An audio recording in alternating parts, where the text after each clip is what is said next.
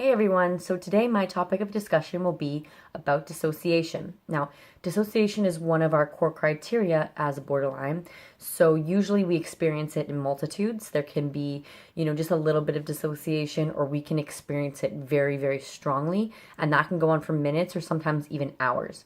So we experience this dissociation, and a lot of people like that don't have BPD or mental illnesses in general, they see it as a form of like zoning out, which I mean, I understand because it has some of the similar criteria. But dissociation is usually in response to something in our environment that's very, very negative and triggering for us.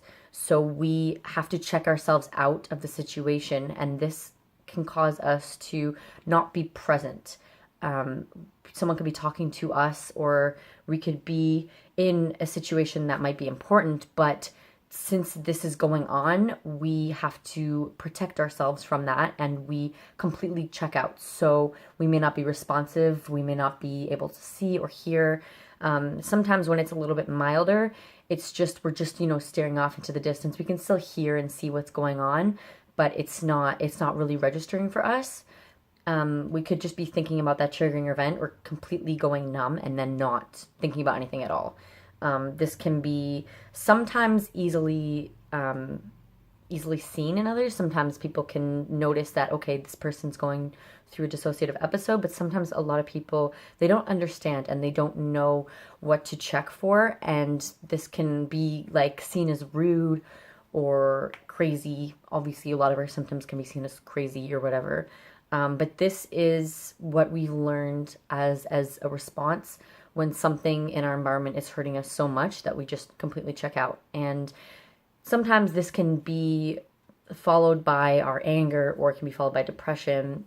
Very rarely it can be followed by mania or hypomania, but this can also lead us into a state of being completely numb to everything. Even when we checked back in and we're responsive, we may not be fully aware, we may not be fully invested into a conversation or what's around us.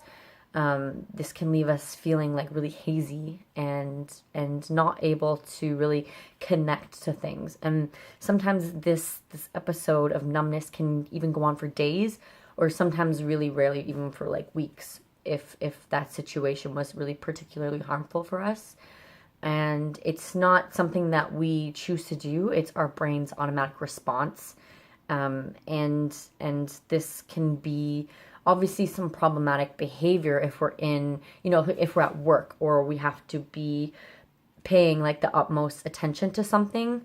We're not obviously choosing to, check out. Like, it's not like a vacation for us. It's something that happens, and then afterwards when we come back like to full consciousness, we're later, upset by it. But sometimes being in that numb state is a lot easier than feeling those intense emotions. So I think that the emptiness definitely stems from just being so exhausted with feeling everything all the time.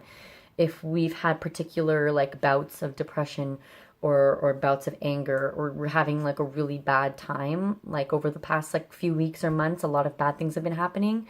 Our numbness can be kind of like a savior from the constant like weighing down of our emotions. So if this has been going on like persistently, the numbness is something that our brain causes us to do, just to kind of like take us away from that constant feeling of helplessness. And the numbness is not any better sometimes. Sometimes the numb feeling and the constant dissociation, sometimes after a while you just want to be able to feel something again.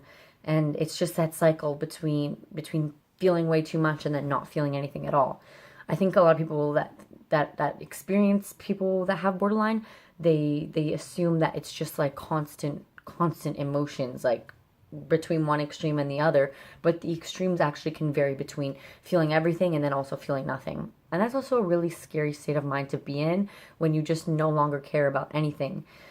Things that you once found joy in, you don't really care, and you can't bring yourself to to pay interest to people that mean a lot to you, and obviously, you know, you're supposed to be putting that effort forth, but you're so exhausted that you're just left not having anything. You don't have nothing in you to be able to contribute. And then after that, you're left feeling really depressed because you know that you shouldn't be this way, and you know that you want to be able to give people everything that you want, like that they deserve, but you can't, because your brain and your heart and everything is so exhausted. So it's a little bit about dissociation and numbness. Just being able to recognize dissociation, and when someone's kind of doing that thing. I think that people that don't have borderline, if they're around someone or they're in a relationship with someone that has borderline, recognizing when someone is dissociating is a very important tool to have, just so you know that when they're coming out of it, what to do and how to handle it, and just being respectful, and you know, just being there for them, and just having a person there, like another body sometimes, without even needing to say anything, just having that human interaction, that closeness, it can put us back into, you know, more of a positive atmosphere. So coming out of that and being welcomed rather than judged is really important, and it can keep us from engaging in impulsive behaviors after that dissociation. So if you find yourself experiencing a lot of dissociation, let me know. Just let me know more about this dissociation. I find it really hard to describe, because it's when you're in that, you don't really remember it, or you're not really analyzing, you're not really having those thoughts with yourself, because you're checking out. You're not aware, you're not conscious of that state. So it is really hard to describe. So hopefully that made a little bit of sense. I'll be back with you guys next week for another video about borderline personality disorder, and thank you guys so much for your continued support.